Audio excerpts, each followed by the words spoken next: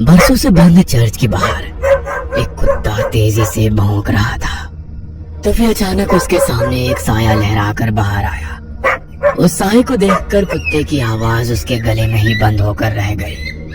वो साया उसके आसपास लहरा रहा था। अचानक हवा में उस साये के साथ उड़ता हुआ वो कुत्ता उस चर्च के भीतर दाखिल हो गया। उसके भौंकने की आवाज अभी भी आ रही थी।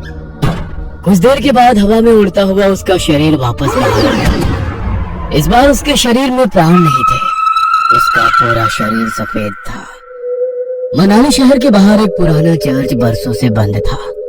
उसके आसपास कोई भी नहीं जाता। कुछ दिनों के बाद कॉलेज के बच्चों की एक ट्रिप मनाली घूमने आई थी। रात के वक्त कॉलेज के कुछ बच्चे अपने टीचर को बिना बताए होटल से बाहर निकल गए। अरे यार, ये लोग तो हमें नर्सरी के बच्चों की तरह ट्रीट कर रहे हैं। ऐसे घूमने में क्या मजा आएगा। और नहीं तो क्या, यहाँ जाना है वहाँ नहीं जाना है, ऐसे करो वैसे करो, खाने का टाइम हो गया, सोने का टाइम हो गया। सोचा था लड़कियों के साथ मौज मस्ती करेंगे, मगर लड़कियों को तो दूसरे होटल में ठहरा दिया। यहाँ अकेले दीवारों के साथ सर फोड़ो। अब होटल से निकलने के बाद क्या करना है बताओ। करना क्या है, चलो ऐसे ही रोड पर घूमेंगे। तीनों दोस्त बातें करते हुए सुनसान सड़क पर चले जा रहे थे। कुछ दूर चलने के बाद वे लोग उस चर्च के बाहर पहुंच गए। देख, ये चर्च कितना सुंदर लग रहा है। हाँ, सुंदर तो है, मगर ऐसा लग रहा है कोई यहाँ आता जाता नहीं है। शायद कोई पुराना चर्च है। अंदर चलकर देखते हैं। अंदर जाकर?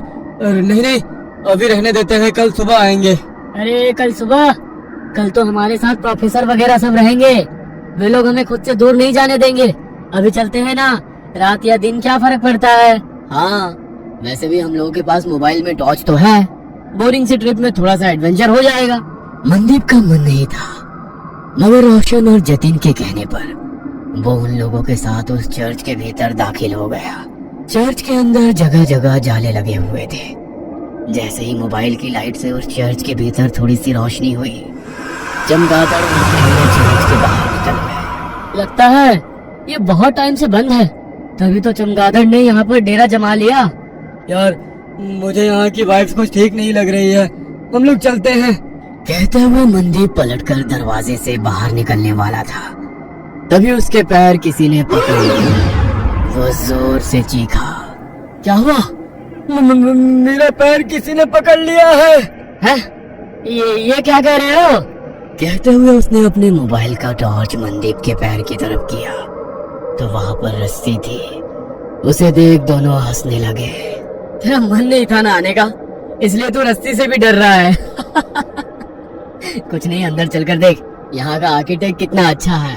कहते हुए वो उसका हाथ पकड़कर उसे अंदर ले गया। वे तीनों चर्च घूम ही रहे थे कि अचानक चर्च की लाइट जलने बुझने लगी। अरे, यहाँ पर लाइट कैसे आ गई? मुझे कुछ ठीक नहीं लग रहा, हम लोग यहाँ से चलते हैं। कहते हुए वो अपने दोनों दोस्तों के हाथ पकड़कर दरवाजे के पास गया, मगर अचानक ही दरवाजा बंद हो गया। तीनों दरवाजा खोलने की कोशिश कर रहे थे, मगर दरवाजा नहीं खुल रहा था। अरे, ऐसे कैसे हो सकता है?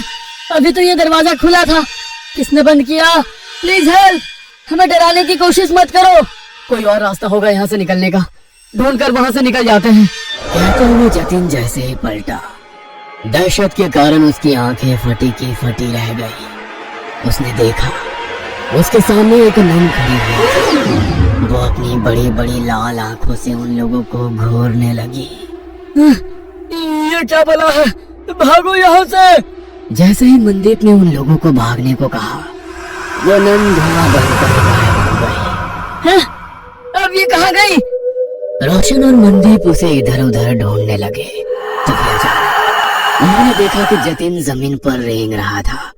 उसकी आंखें नन की तरह ही लाल थी, चेहरा पूरा सफेद और हाथ पैरों की चमड़ी जली हुई।